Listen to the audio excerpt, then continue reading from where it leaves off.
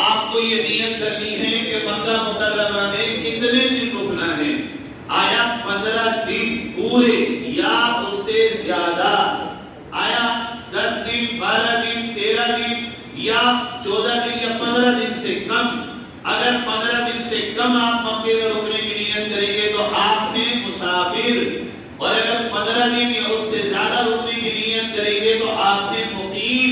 اگر مکے میں آپ مقیم ہیں تو عرفات میں پڑھیں گے 4 رکعت. اگر آپ مکے میں مسافر ہیں تو عرفات میں بھی آپ پڑھیں گے 2 رکعت. یہاں کی نیت سے فرق آتا عرفات میں پڑھیں گے. یہ اچھے سے امید ہے آپ نے سمجھ لیا ہوگا انشاءاللہ.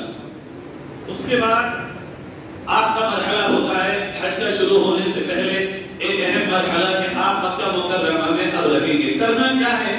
مکہ مکرمہ کے دوران آپ کو اب عمرے کی فراغت سے بعد آپس میں مشورہ کر کے نمازوں کا شیڈیول بنانا ہے کہ ہمیں عزیزیہ سے جہاں بھی ہوٹل بنا ہے حرم شریف میں جانا کس وقت ہے، آنا کس وقت ہے، نمازوں کا وہاں وقت کیا ہے.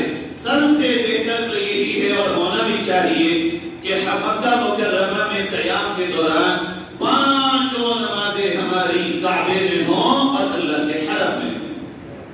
بالفرض اگر کوئی بیمار ہے، بوڑھے ہیں، معذور ہیں، پریشان ہیں، کوئی بھی اگر عذر شرعی ہو تو وہ اپنی مشورے سے ترتیب بنا لیں. اس میں بہتر یہ ہے کہ عشاء پڑھ کے آ جائیں، فجر وہیں اپنے محلے کی مسجد میں پڑھ لیں اور ظہر سے پہلے یعنی اپنے کمرے سے 10 بجے نکل جائیں اور پھر عشاء تک حرم میں رہیں. حرم میں کوئی پریشانی کسی طرح کی نہیں ہوتی اگر آپ وقت گزاریں گے. چائے بھی ہے، کھانا بھی ہے، آرام بھی ہے، جہاں چاہو چادر بچھاؤ اور ایک کونے میں کو لے جاؤ گھنٹے 2 گھنٹے تک. اگر نماز قلیل نہ ہو تو آپ سے کوئی کچھ نہیں کہتا. حاجی وقت کا بادشاہ ہوتا ہے، سارے قانون حاجی کے لیے آپ بدل کے چلتے. اگر حاجی میں قانون نافذ کریں تو حاجی میں اتنی چیزیں بھول جاتا ہے، چوک کر جاتا ہے کہ قانون نہیں توڑتا ہوا ملے گا. لیکن وہ وہاں پہ اتنی آنکھ بند کر لیتے ہیں کہ حاجی کے لیے رعایت ہوتی ہے. اس لیے پہلا کام عمرے سے فارغ ہونے کے بعد مشورہ کر کے آپ بنائیں گے نمازوں کا شیڈیول. ایک ہی دن میں آپ کو سب سمجھ آ جائے گا کہ ہمیں کتنی نمازیں کیسے پڑھنی ہیں. خدا اپنی کسی نماز کو غفلت کی وجہ سے حرم سے نہ چھوڑیے گا، غفلت کی وجہ سے نہ چھوڑیے گا، بلکہ حرم میں پڑھیے گا اور جماعت کے ساتھ پڑھنے کی کوشش کیجیے گا، چونکہ یہ موقع بار بار نصیب ہمیں آپ کو نہیں ہو پاتا.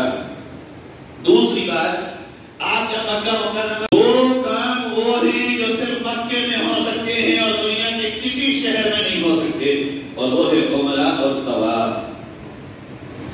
علماء خاص طور پر امام ابو حنیفہ رحمۃ اللہ علیہ کے نزدیک اور تمام اکابرین اور اولیاء اعظام کے نزدیک سب سے افضل ہے مکے کے دوران قیام کے دوران طواف کرنا. اس لیے آپ اپنے پورے شیڈیول کو اس طرح بنائیں کہ اوپر کا طواف کم سے کم روزانہ 2 کر لیں ورنہ 1 ضرور کریں. کوئی دن آپ کا طواف سے خالی نہ ہو. اگر مکہ مکرمہ میں رہ کر طواف نہ کیا کسی دن تو گویا آپ نے 100% غفلت کر دی. اللہ کی بیماری ہو، اللہ کی کوئی پریشانی ہو، اللہ کے آپ کے ساتھ کوئی عذر ہو، ورنہ ایک طواف تو اوپر سے لمبا ہوتا ہے ضرور کریں. اور جو جوان ہیں میں ان سے کہتا ہوں 20 دن سے زیادہ کا موقع ملے گا کم سے کم روزانہ کے 3 طواف کریے. پیارے آقا کریم صلی اللہ علیہ وسلم نے فرمایا جس نے 50 طواف کر لیے اللہ تعالیٰ اسے گناہوں سے ایسے پاک کر دیتا ہے جیسے ماں کے پیٹ سے آج ہی پیدا ہوا. وضو کو نہیں کر پائیں گے پھر طواف میں جلدی مت کریے. طواف کی کثرت کے چکر میں اتنی جلدی مت کریے کہ طواف کا مزہ ختم ہو جائے. وہ ٹھہر ٹھہر کے طواف کریے، مزے لے لے کے طواف کریے. عمرہ بھی کر سکتے ہیں دوسرے دن، تیسرے دن، چوتھے دن، چاہے عمرہ کبھی یہ بھی جائز ہے. افضل ہے طواف. طواف زندوں کی طرف سے کریں، مردوں کی طرف سے کریں. اور اس میں ایک بات کو یاد رکھیں، جب کسی کا طواف کرے نا تو اسے فون کر کے مت بتانا، اللہ سب جانتا ہے اس کے لیے کیا ہے. چچا آپ کے لیے آج طواف کر کے کیوں بتا رہے ہو؟ چچا آج آپ کے لیے عمرہ کیوں بتا رہے ہو؟ یہ بتانا گویا آپ کے عمرے کے ثواب کو یقیناً کم کرنے والی بات ہے. آپ کا دل چاہ رہا ہے کہ آپ کی تعریف ہو، آپ کا دل چاہ رہا ہے آپ اس سے عزت پائیں، خدا کی قسم عزت اور تعریف اللہ ہی دے گا تو ملے گی ورنہ نہیں ملے گی۔ دادا کے لیے، دادی کے لیے، چچا کاموں کے لیے، اپنے بچے بیوی بہن بھائیوں کے لیے، گھر والوں سب کے لیے ثواب کرو تو زندہ ہو یا مردہ ہو، اور سب کا ثواب اللہ پورا پورا دے گا، بتانے کی ضرورت نہیں ہے۔ اسی طرح پورا کر لیں زندوں کی طرف سے بھی اور دنیا سے گئے لوگوں کی طرف سے بھی سارے ثواب کے طور پہ عمرہ ثواب دونوں کر سکتے ہیں۔ یہ آپ کا وقت گزرتا چلا جائے گا، آپ کو پتہ ہی نہیں چلے گا کیسے گزر گیا۔ سچ کہہ رہا ہوں، آپ کو پتہ ہی نہیں چلے گا، ایک دم آپ کو لگے گا حج کے دن آ گئے۔ اب واقعی وہ دن آ گیا کہ جس کے انتظار میں آپ تھے۔ 6 تاریخ یا 5 تاریخ کو حرم آنا بند ہو جائے گا، آپ کا عزیز ہی عزیز بہت رش ہو جاتا ہے۔ اب 2 دن یا 3 دن آپ کو نماز عزیزیہ میں ہی مسجد میں پڑھنا پڑے گی۔ اچھا وہاں پہ عجیب بات ہے، لوگ آ رہے ہوں گے کمرے میں بتانے کے حساب سے، بھائی یہ کر لو، یہ حدیث میں ہے، یہ قرآن میں ہے۔ الحمدللہ ہم لوگ یہ قرآن حدیث کے مطابق ہی آپ کو بتاتے ہیں، غلط کچھ نہیں بتاتے، ہمیں کیا ملے گا بتانے سے، مگر وہاں ضرور آپ کو مس گائیڈ کیا جائے گا۔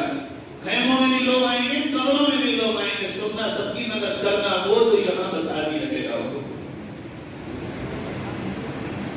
اب یہ آپ کا دن گزرتے گزرتے وقت آئے گا آپ کا اس کا جس کے لیے آپ یہاں سے گئے تھے، حقیقتاً حج کا وقت آ گیا ہے، اور یہ حج کا وقت آئے گا آپ کا 7 تاریخ آئے گی، 7 ذی الحجہ، جس دن چاند دکھ جائے بقرعید کا، اس دن سے تاریخ سب لوگ یاد رکھیے گا۔ آج کتنی تاریخ ہے؟ 1 ہو گئی، 2 ہو گئی، 3 ہو گئی، 4 ہو گئی، 5 6 ہو گئی، 7 ہو گئی۔ چاند والی تاریخ پوچھ کے ضرور یاد رکھیں گے آپ لوگ انشاءاللہ بہن بھائی، ہمارے ساتھ حاجی بہن بھائی، ٹھیک ہے جی۔ یہ 7 تاریخ جب آ جائے اب اپنے سامان کی پیکنگ کریے، جو آپ کے کمر میں رہے ہیں اس میں آپ تھوڑا سا سامان رکھیے، جو بھی ضروری سامان ہو، بہت ضروری سامان، کپڑے ایک جوڑ سے زائد نہ رکھیے گا، جو کہ آپ کو یوم محر میں قربانی کے بعد سر منانے کے بعد پہننے ہوں گے۔ 1 جوڑ کپڑے کافی ہیں آپ کے، بس۔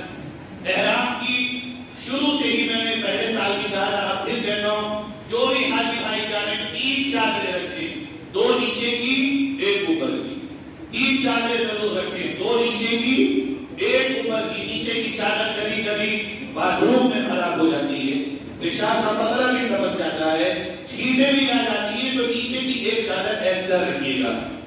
اسی طرح جب آپ حج کی تیاری کر رہے ہو